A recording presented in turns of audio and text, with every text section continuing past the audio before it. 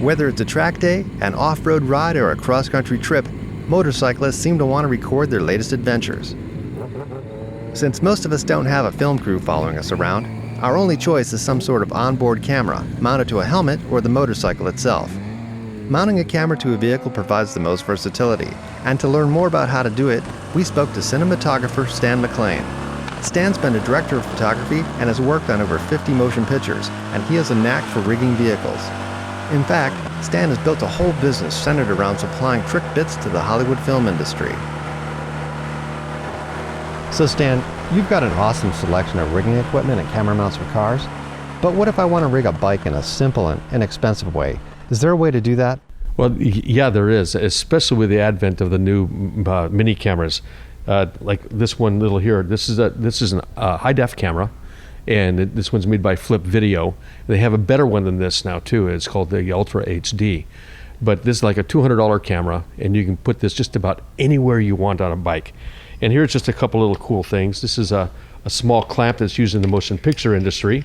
That'll go around 2-inch tubing, and it has a 3/8/16 spud on the end. And then you can just take a regular bogan head, put it on the end of it, and now you can put your camera on and set it to the angle that you want, and you're ready to go. So Stan, is that something you can show me on this bike here? Yeah, we've got one over here on the handlebars, all set, ready to go. Okay, so here we've got the Flip Video Ultra HD camera. It's new on the market. This little camera's got 2 hours of recording time, and that 720 resolution, that is HD. And it's really small. It's kind of cool. It hooks right into your computer at the end of the day. You can download your footage and then take it to what kind of editing system you want. But we've got it mounted on a bogan, standard bogan 484 head. And then that head there is attached to what's called a Cardellini clamp. And it's a motion picture clamp used for rigging.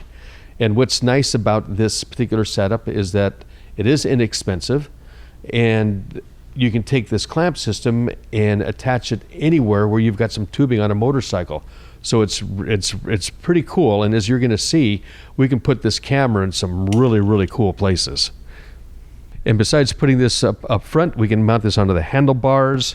Back on the rear frame here, we got lots of spots to mount at. And we can have the camera looking forward. We can have it looking backwards. So if you're with a pack of guys and you're traveling one day on your motorcycle, we can sit up here and back and see all the guys behind you, or as you pass them up, seeing them in your dust. Or if you're the guy in the trail and you want to see everybody in front of you, we can set it up like we did here. But we can get these cool insert shots, like of the shifter, and we can show foot pegs and show components of the bike. We can show the brakes and the tires and all sorts of close-ups.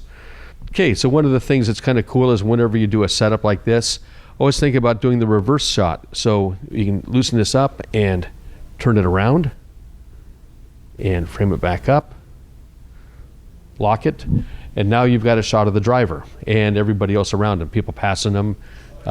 This does have a small zoom on it, so you can get in tight if you want. Most of the footage looks nicer if it's a little bit wider, however. This is kind of an interesting shot. We've got the chrome here on the side of the muffler.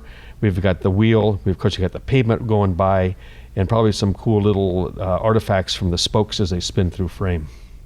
This particular angle we have here is called a Dutch, meaning in frame it's going to be off kiltered.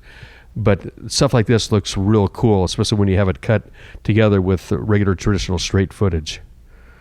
And then we can also take this camera at this point and tilt it up, and we should have a really nice clean view looking straight back, and maybe a little bit of the muffler. You can also set it so it looks off to the side a little. So if you want to set up a shot where you have people passing you on your left side, just reposition the camera.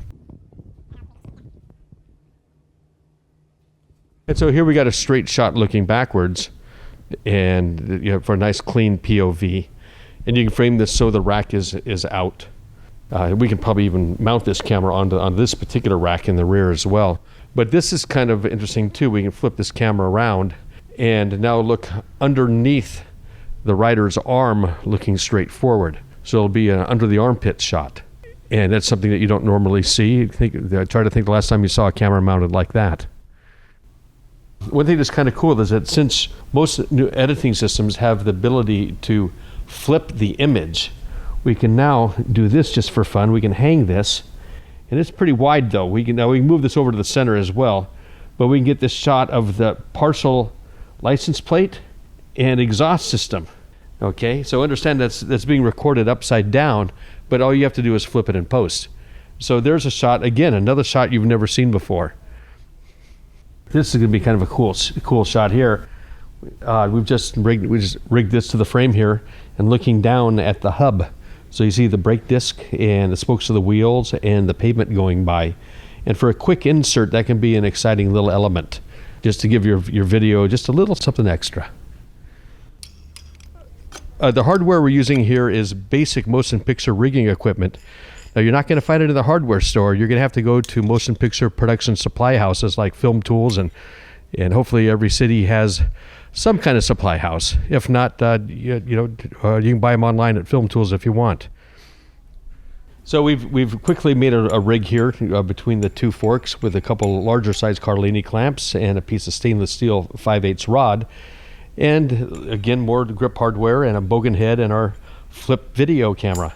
And one thing everyone's going to find out as you start mounting cameras on vehicles is that there's a tendency for things to vibrate. In the real world, if you were in the motion picture industry and doing a big job, you would triangulate, find a way to triangulate the camera instead of having just a one point mounting source. So this is not the way the big boys would really do it. But because it's a lightweight camera, we're going to find that overall the footage will be it'll be acceptable, especially for road use. Now, you would not do this as if you're motocrossing or using this in any kind of competition whatsoever. It's going to be too rattly. So you're going to have to kind of like choose your battles, find the ones that you'll live with this simple type of mounting, and I'm out of words.